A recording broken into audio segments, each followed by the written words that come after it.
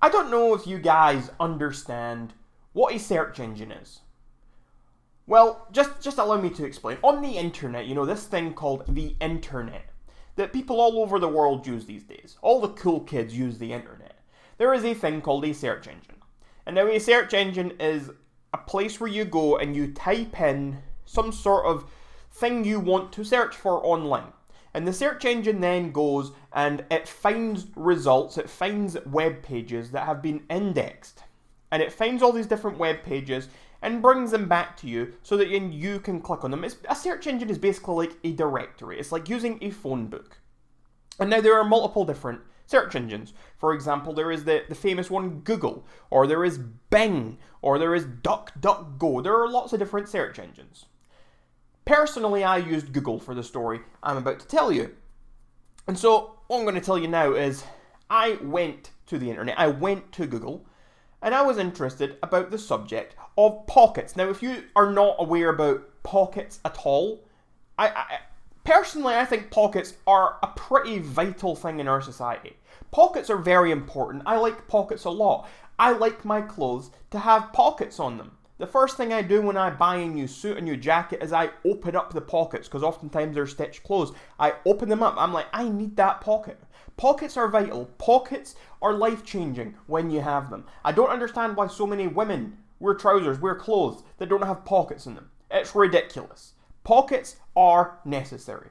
Anyway, I was interested in pockets. If you don't know, here's a little history lesson for you.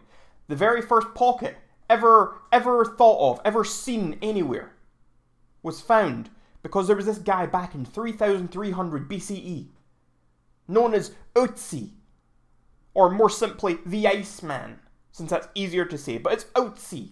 That's how you say his name in the native tongue.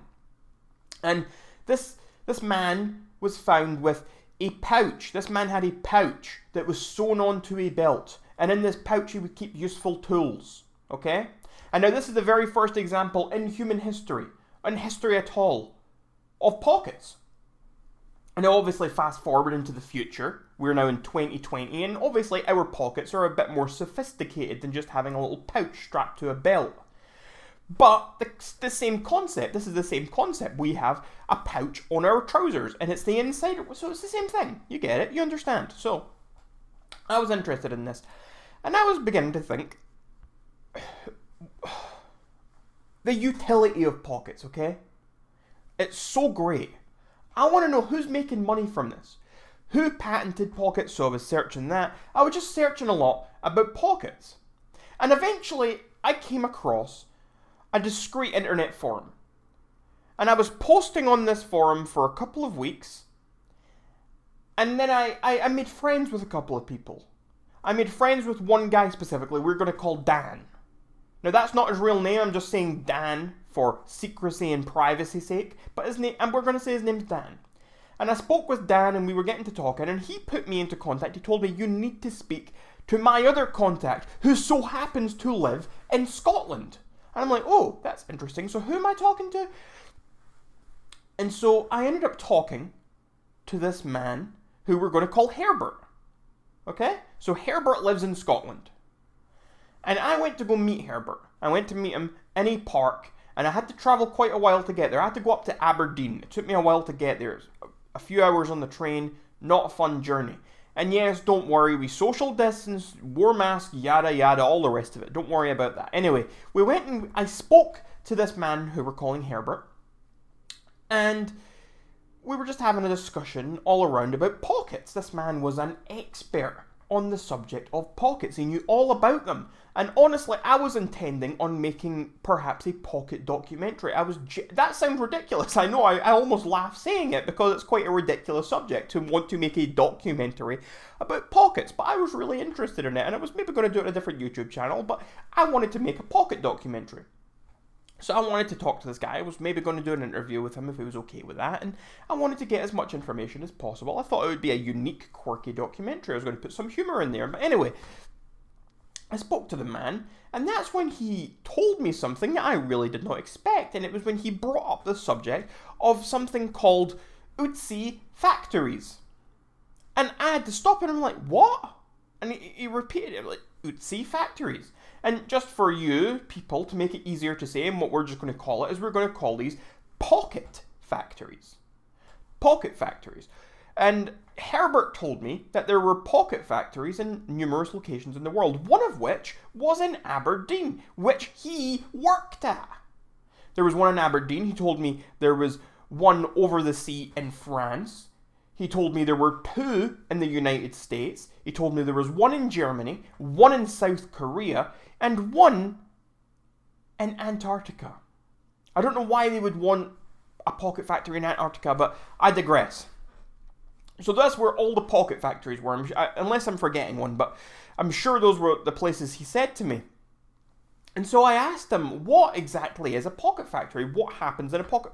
I know, stupid question. And he said, well, you would think maybe they just make pockets. But no, my question was apparently a good question, because apparently they do not just make pockets. What they do is they make pockets, they conceptualize pockets. They test pockets. They review pockets. They look for ways to make new types of pockets. These people are the pocket experts. Okay? If there is a pocket that exists in this world, it came from a pocket factory. Maybe people have doubled down and tried to change the little design and managed to stitch one into trousers themselves, but originally all the pocket designs in the world came from pocket factories, came from Ötzi factories. And he was telling me that his organization believes that they were originally founded by this Ötzi man. He ran the first pocket factory all the way back in 3300 BCE. This man was running pocket factories. Maybe not to the same scale, just a small little thing. Maybe it was just him and his family, but he was running pocket factories, making pockets for people to take around with them. And so the pocket factory idea is amazing. And I said, wow, I'm actually quite jealous that you get to work in a pocket factory. I would love somewhere like that. I would love to go and have a tour. So I asked him if he can do a tour, and he's trying to set that up for me at the moment. He's trying to see what he can do for me. It's quite a secretive place. They try and keep this all under wraps. So honestly, I might be breaking some trust right now telling you about this. But I don't care. This is a very important subject to me, and I don't care who knows about it. I want the world to know about the pocket factories. I want the world to know that pocket factories are what we owe our pockets to. You know, when you go into the shop to buy a new pair of trousers, did you know that your pockets come from a factory? It's not as simple as just your trousers exist. No. Pockets are sent to the manufacturers. Pockets are sent out, and they have to then attach the pockets to the trousers. Yes, sometimes there are trousers with built-in pockets that are not attached, you know, the kind that are just kind of like slits or whatever. But most pockets, if you take out your trousers, you look under and you've got this baggy bit. It's like a baggy thing that's almost sewn on. And that's because it came from a pocket factory.